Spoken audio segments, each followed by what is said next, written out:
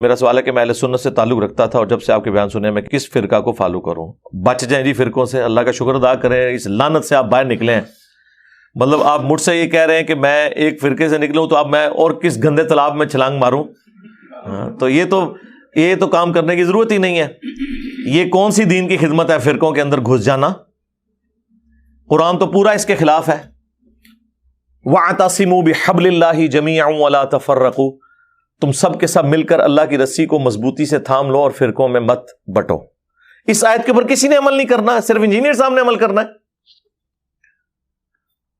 اور اللہ کی رسی صحیح مسلم میں نبی علیہ السلام نے بیان فرما دیا کہ وہ قرآن ہے۔ ہر کوئی اللہ کی رسی ڈیفرنٹ بیان کرتا ہے۔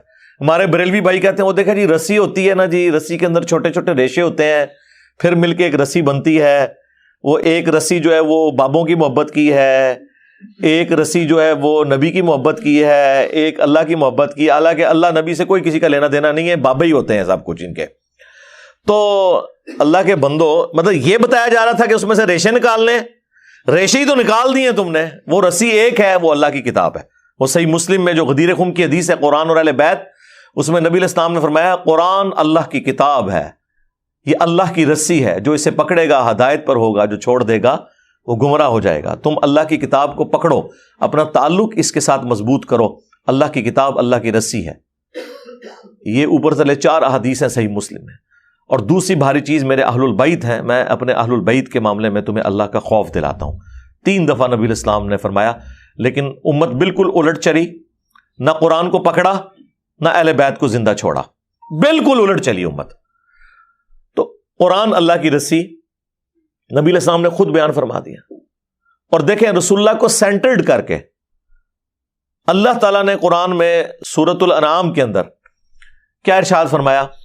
ان الذین فرقوا دینہم وکانوا شیعا، بے شک جنہوں نے اپنے دین میں فرقے بنا لیے اور اپنے آپ کو گروہوں میں بانٹ لیا، لست منہم فی شیء، اے نبی آپ کے ساتھ ان کا کوئی تعلق نہیں ہے۔ بے شک وہ کہتے رہے کہ غلامی رسول میں موت بھی قبول ہے، لبیک یا رسول اللہ کہتے رہے، ٹھیک ہے جی، نعرہ تکبیر لگاتے رہے، جو مرضی، آپ کے ساتھ ان کا کوئی تعلق نہیں۔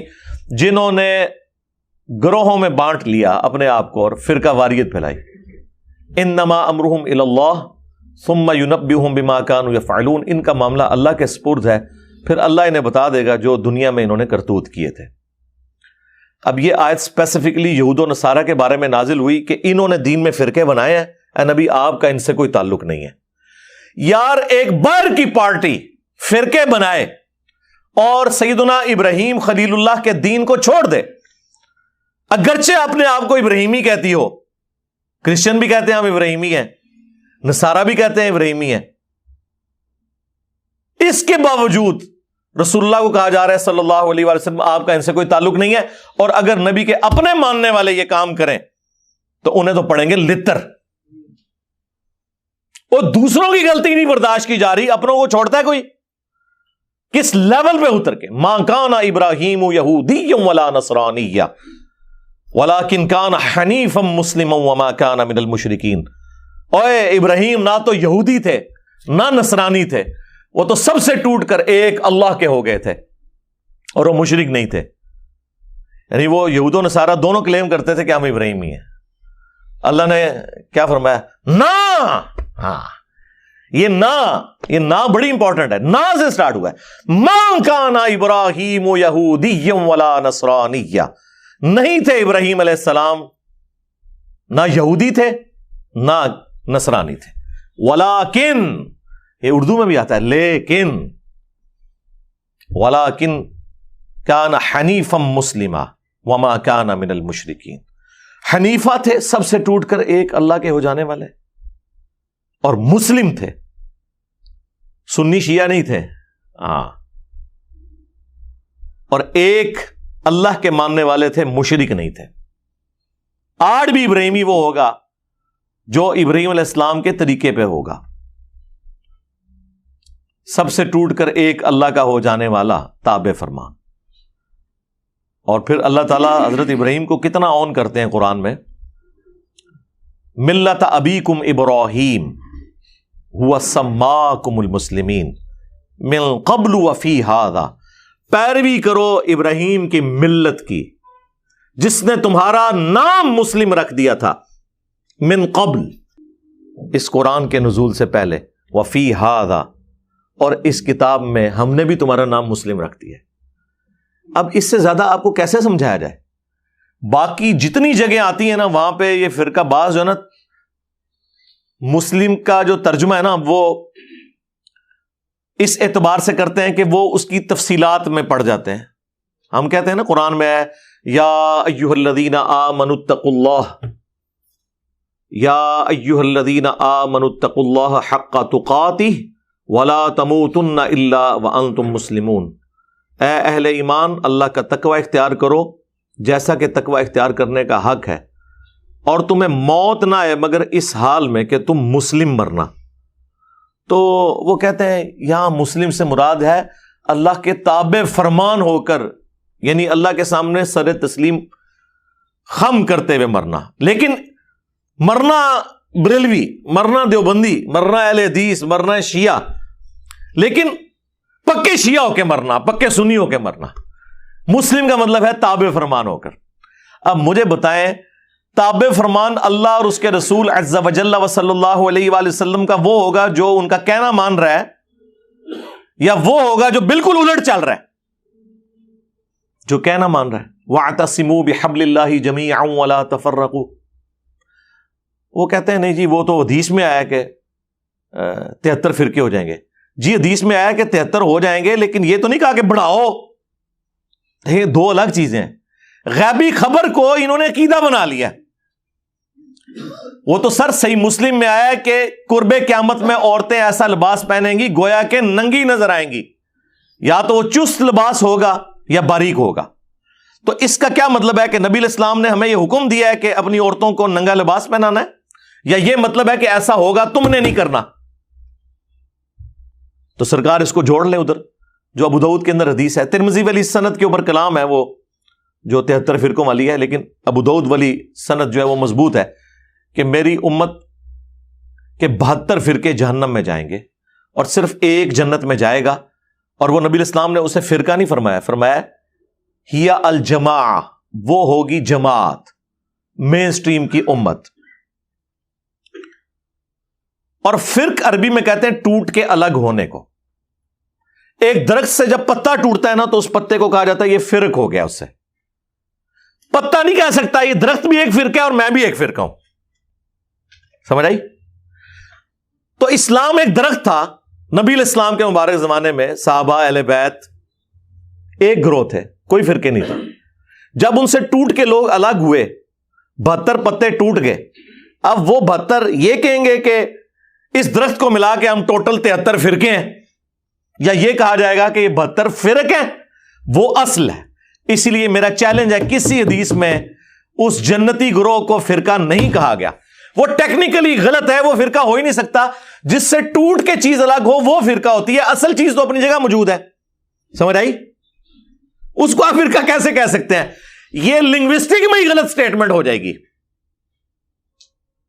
اس کے لیے لفظ ہے طائفہ منصورہ، بخاری مسلم دونوں میں حدیث ہے، میری امت کا ایک گروہ قیامت تک حق پر قائم رہے گا، اور کوئی نقصان پہنچانے والا انہیں نقصان نہیں پہنچا سکے گا، وہ حق پر قائم رہیں گے یہاں تک کہ قیامت کی صبح ہو جائے۔ اور امام بخاری نے پتہ ہے اس حدیث کے اوپر کیا باب باندھا ہے؟